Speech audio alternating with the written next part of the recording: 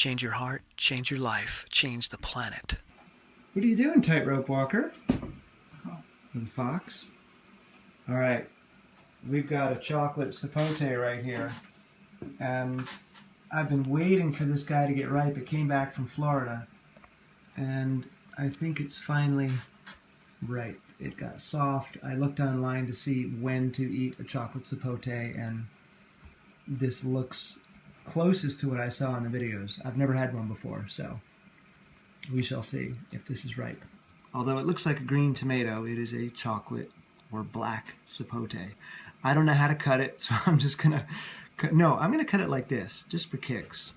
I'm gonna cut it right down the middle.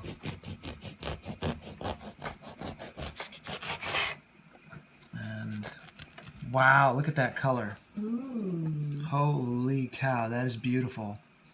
And look at these seeds, they look like almonds. Ooh, gotta plant some of those. All right, I'm gonna dip in. Ooh, that is nice. That is a rich creaminess. Oh, there's a seed in there. All right, I have no idea how to eat this or where the best part to grab is. So here we go.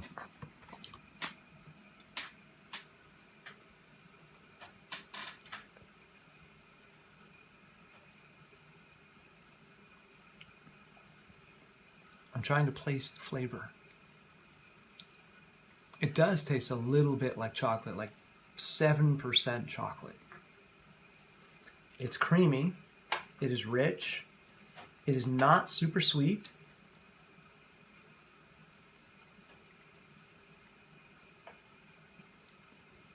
It's almost like a pear, like a chocolate pear. It's kind of, yeah, it tastes kind of like a chocolate pear. It's good. Oh, this is the creamy part right here. Wow, that is creamy.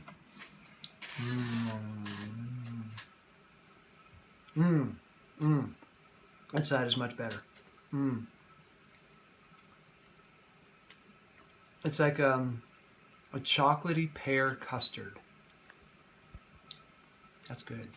So as my sister and I were just discussing, my sister's holding the camera, by the way. Hi.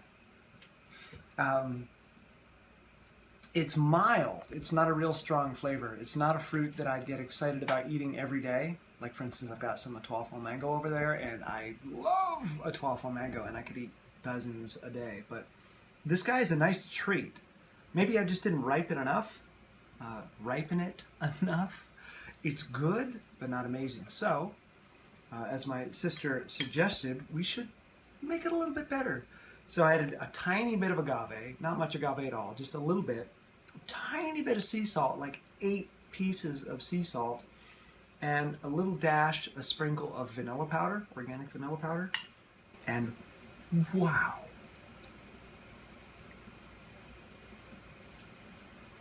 That's good. So I'm gonna have a little chocolate sapote pudding.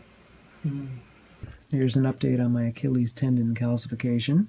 The doctor has prescribed me nitroglycerin patches.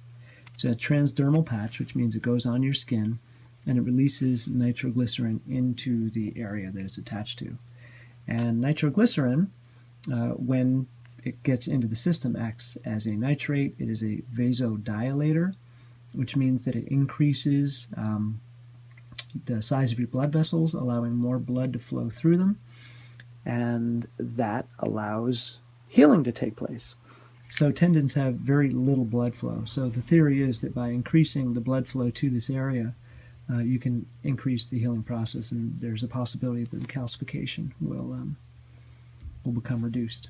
So the doctor told me that I don't need the entire 0.2 milligram patch. Instead, he wanted me to cut them into 4s. So I cut them, and then I tape the 2 cut edges so that they're not subject to oxygen. So this is what it looks like. It's a very thin sticker that you just apply to the affected area. Let's put it right there where it's calcified. Rub it on so it gets a good seal. And then you wear it throughout the day.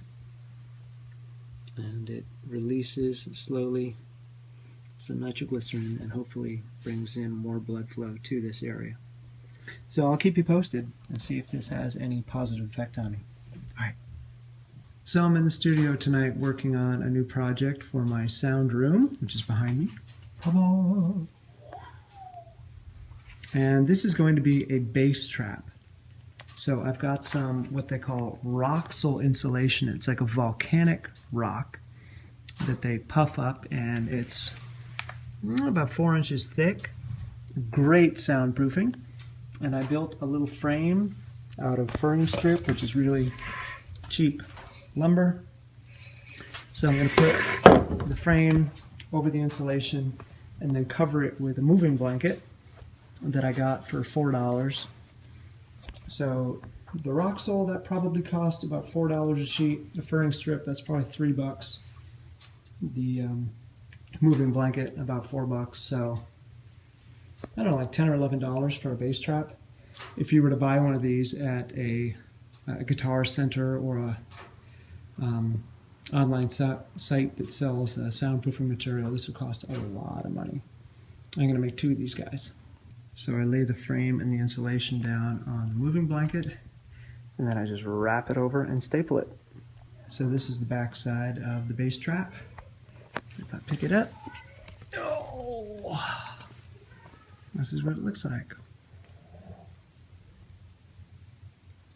Pretty cool. And over here you can see my grow light with my kale. The light's off right now, but it stays on for 12 hours a day, growing my baby kale. So this guy, you make another one to match, and I put them in the corners of my sound room to trap the bass so it doesn't bounce around in there.